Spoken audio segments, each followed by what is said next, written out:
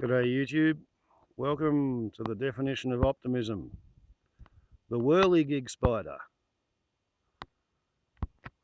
whose web is anchored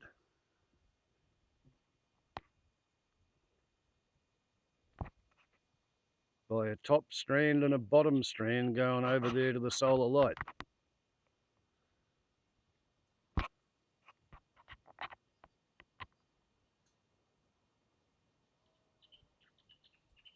How long is a spider web going to be able to stop the whirligig from rotating?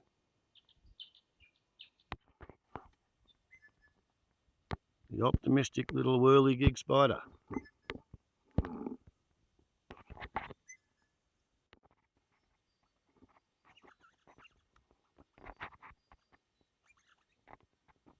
Time will tell, I guess, as the day warms up and the wind increases in speed and power.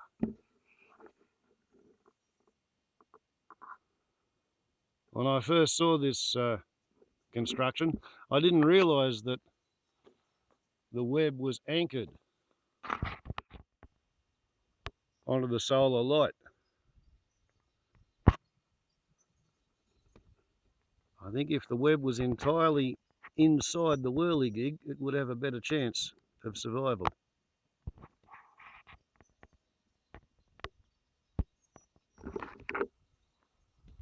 When the wind blows and the whirligig starts to turn.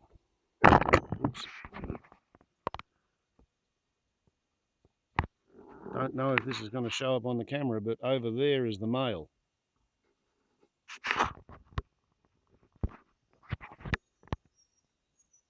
And the female has somehow contrived to catch a leaf up there in the web, or perhaps she's carried the leaf up from the ground along the power line after carrying it up to the top of the tower, or bringing it in the other way from the roof of the shed. Yeah, you've got a better chance of finding a leaf up there on the roof of the hut. But however it's done, that there is a truly seriously optimistic piece of spider web engineering.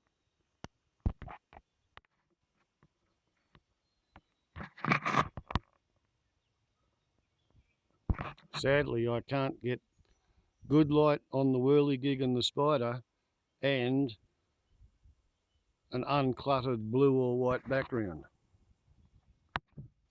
That might kind of sort of perhaps give you a properly lit view of the white web against the green trees.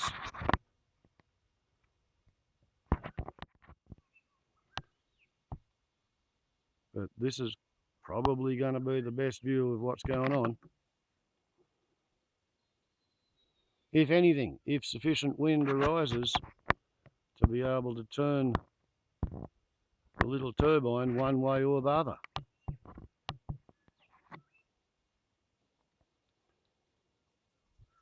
When it's stopped, it's the drag on the retreating blades which provides a impetus. Once it starts running,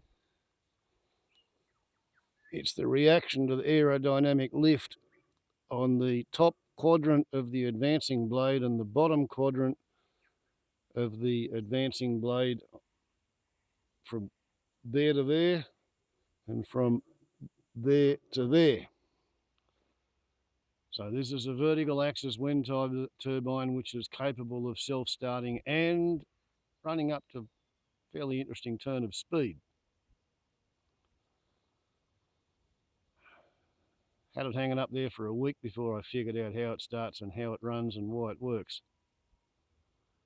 And now it has its very own spider, a more dynamic version of the trick of the spider who hung that leaf there. has a boyfriend out there on his own little web. Spiders love light sources and high points and reflections because those attract the insects upon which the spider likes to feast.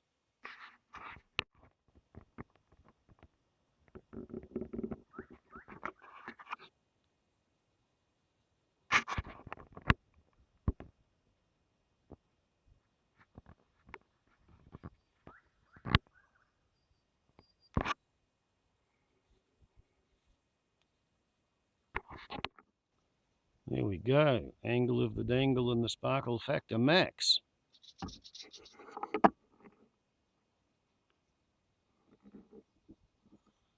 Yeah. That there then. Be how it should be done.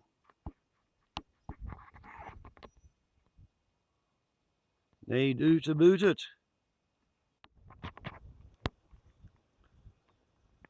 There be movement in the treetops. And the whirligig be hanging by a thread. Perhaps two. It doesn't need to exert much force in order to hold still, which keeps one half of the thing stalled, and I think this spider knew more about aerodynamics and aerophysics and rotary blade arrays than I gave it credit for. I've been here for over an hour, maybe an hour and a half. Not one gust that's come through the clearing has broken the anchor cables that run over there to the light bulb.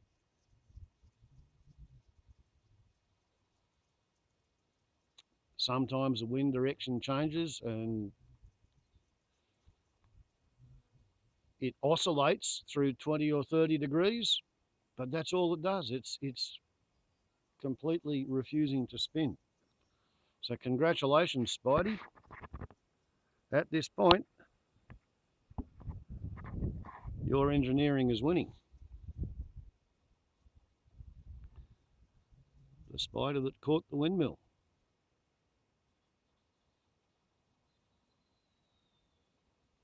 Indeed. Apparently.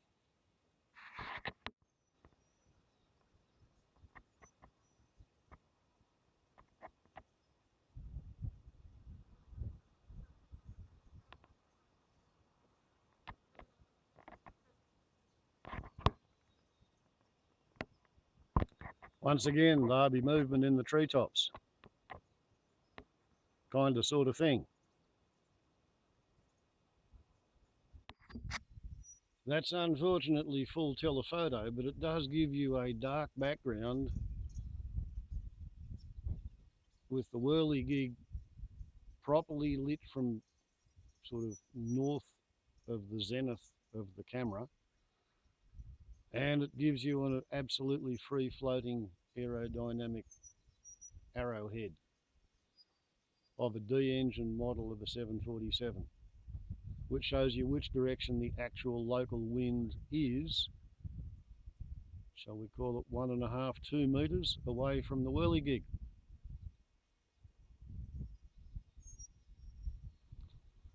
And maybe we'll get enough velocity to change the status quo, because the status quo is that the absolute strength of the two strands which are holding up the web running out there to the light bulb are sufficient that it doesn't matter which direction the twirligig attempts to spin in, it's stopped from rotating more than 20 degrees, perhaps 30 degrees. And that thing absolutely relies on having a low friction swivel bearing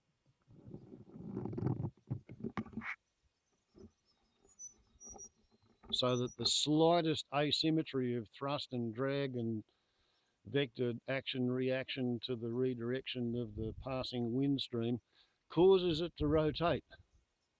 And once it starts to rotate, then you get a bit of a aerodynamic version of a convection runaway, and it accelerates until drag equals thrust. But because aerofoils are involved, you've got a lift-drag ratio in which you make more lift than you do drag, and it's got an axis which stops it all from being blown away downwind. So drag on one side and thrust on the other side actually increases the available power. And it doesn't have to drive anything at all except the friction on the bearing. So it's okay for it to be a self-starting wind turbine. That little spider over there, by hooking out 2 drag lines and having N-shaped Warren girder bracing across the drag lines until it spreads out and becomes the entire, from this aspect, left half of a spider's web, that's enough to completely stop the vertical axis wind turbine in its tracks. It just oscillates. And I don't know about you, but I think that's kind of fascinating. But when it's all said and done, this is pretty much the superior view. Well, here we go. It's 6:30 and the spider's still there. So I call a halt to this video. I say the spider has won. Wobbles on a lot to YouTube. Ciao.